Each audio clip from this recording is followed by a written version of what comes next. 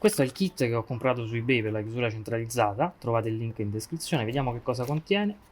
Istruzioni, la centralina, in questo caso 4 attuatori, serraglia per fissare gli attuatori all'interno degli sportelli, 2 telecomandi e questo è tutto. Qui abbiamo le istruzioni dove possiamo vedere i collegamenti che si possono fare, questo set di fili che comanda gli attuatori, questi fili qui che permettono, se cortocircuitati, di aprire o chiudere la macchina dall'interno.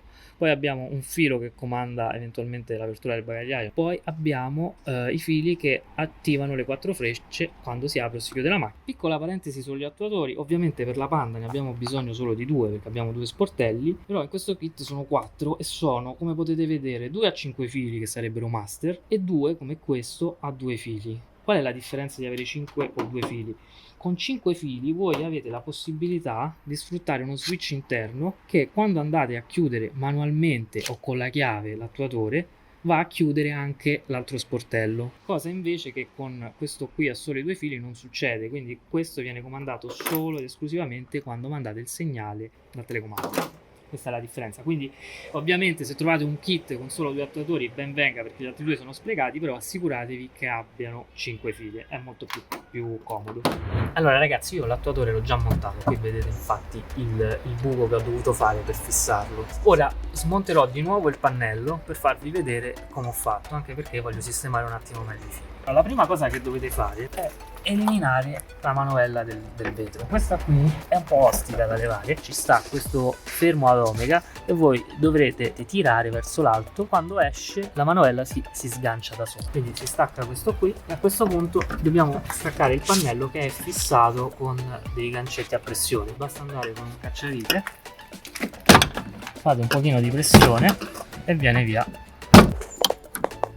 e poi tiriamo via il pannello. Ho smontato l'attuatore perché voglio sistemare i cavi, vi faccio vedere come sto facendo.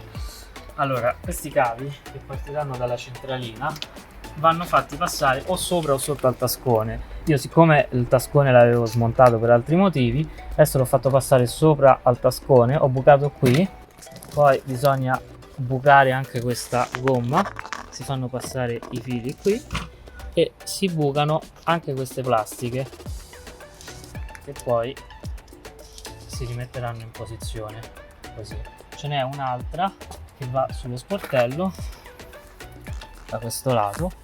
Una volta che abbiamo fatto passare i fili anche in quest'altra plastica, mandiamo tutta la matassa all'interno dello sportello e facciamo correre il cavo attraverso questo percorso. Userò questi buchi per fermare i cavi con delle fascette da elettricista, quindi però per il momento, visto che dobbiamo ancora montare l'attuatore, lo appoggiamo solo qui. Prima di inserire l'attuatore conviene fare tutti i collegamenti, perché poi l'attuatore sarà abbastanza in basso qui, quindi sarà difficile fare i collegamenti. Colleghiamo tutti i colori al posto giusto e poi ci mettiamo un po' di nastro isolante per sicurezza, anche perché questa zona prenderà comunque un bel po' d'acqua.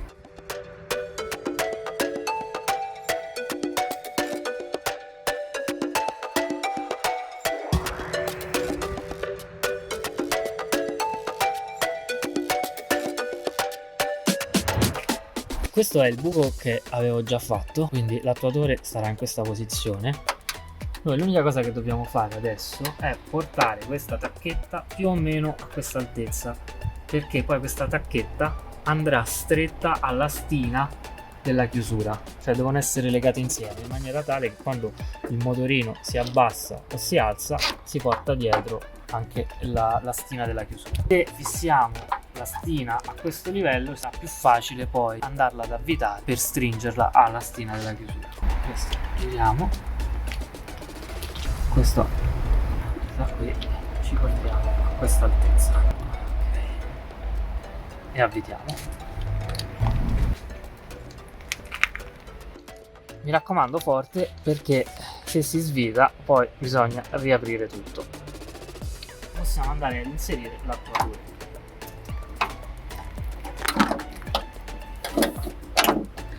Questa è la parte più difficile, perché dobbiamo andare a prendere il buco in maniera precisa. Eccolo qua, l'ho trovato. Adesso avvitiamo un cacciavite.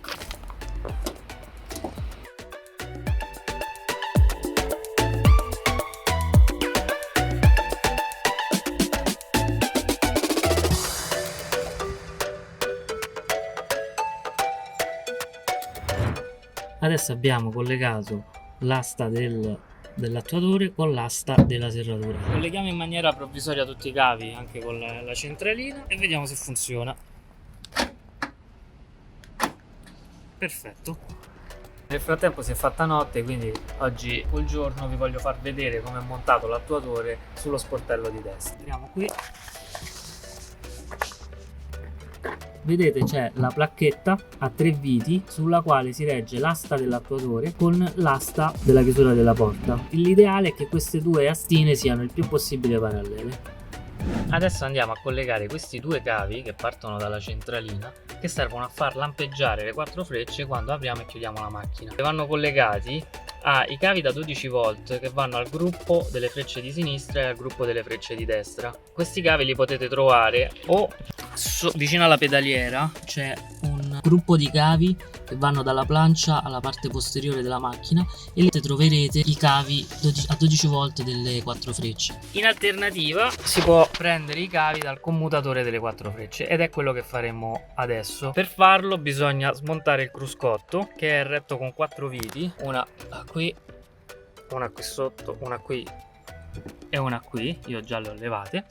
E poi bisogna eliminare questi cappuccetti, che si eliminano semplicemente tirando. Una volta levati i viti e cappuccetti, questo qui dovrebbe venire fuori. Però bisogna staccare dietro il connettore che va alla ventola. Una volta staccato dovrebbe essere libero e in effetti viene via. A questo punto dobbiamo prendere i cavi che vanno al commutatore delle 4 frecce. Dobbiamo staccare questo connettore. Avevo già collegato i cavi in maniera provvisoria, adesso li collego meglio. I cavi che ci interessano sono quello azzurro nero e quello azzurro. Adesso facciamo un taglio e ci colleghiamo quelli che sono i cavi blu per me, che vanno alla centralina. Andiamo a tagliare questo. Non c'è bisogno di staccare la batteria perché il 12 volt arriva solo se il commutatore è acceso, quindi possiamo tranquillamente tagliare e poi andiamo a spellare.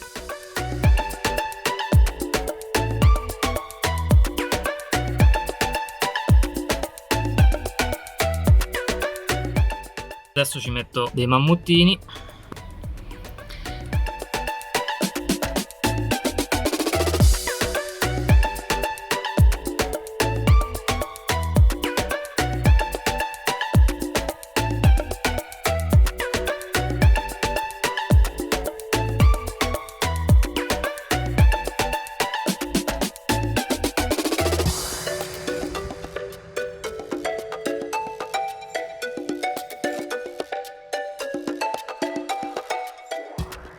Ho collegato meglio i cavi perché li avevo spellati troppo poco e poi ho fatto meglio le connessioni in maniera tale che non uscisse fuori la parte in rame, perché una cosa importante è che i due fili ovviamente non si devono toccare. Per le 4 frecce non fa differenza se si toccano o meno, però per le frecce a sinistra e destra ovviamente fa differenza, perché se questi vengono cortocircuitati insieme, ogni volta che voi mettete la freccia a sinistra o a destra in realtà si accendono sempre tutte e 4 le frecce, quindi è importante mantenerli separati. Ok, possiamo ricollegare il morsetto e testarlo.